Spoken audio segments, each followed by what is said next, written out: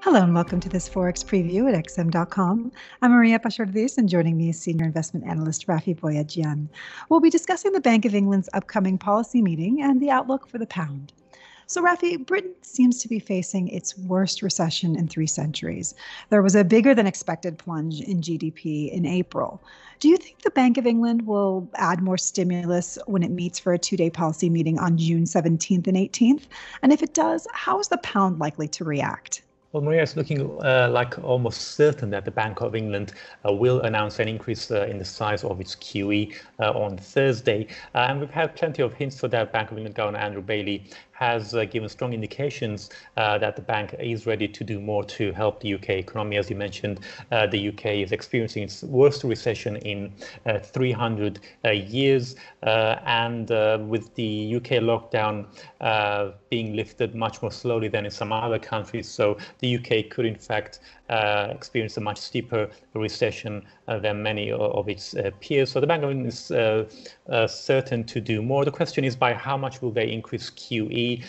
So the consensus is that the bank will announce a £100 billion increase of extra bond purchases, but they could actually go up as much as 250 billion following those worse than expected GDP numbers for April. And as far as the pound is concerned, it should benefit from more stimulus, even though normally currencies tend to come under pressure from looser monetary policy.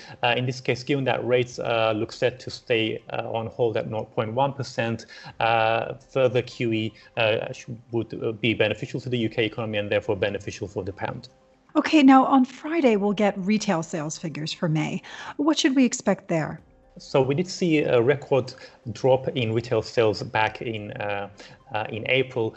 So in May, we are anticipating a bit of a rebound, not too much considering the 8.1% drop in April. So the rebound is forecast at 5.7%, though the risks are to the downside as far as those estimates are concerned, because we did see only a partial reopening of the economy back in May.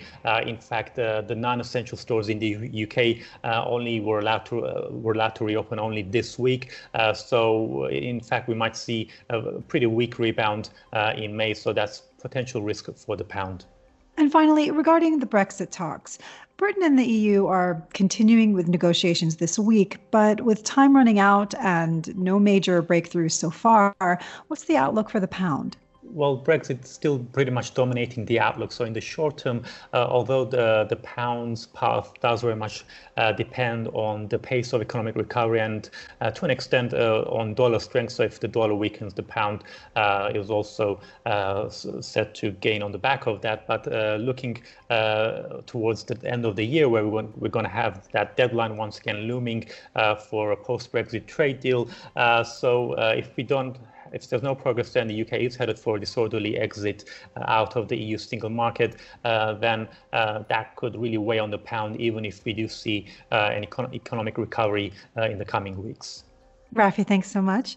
And thanks for joining us at XM.com.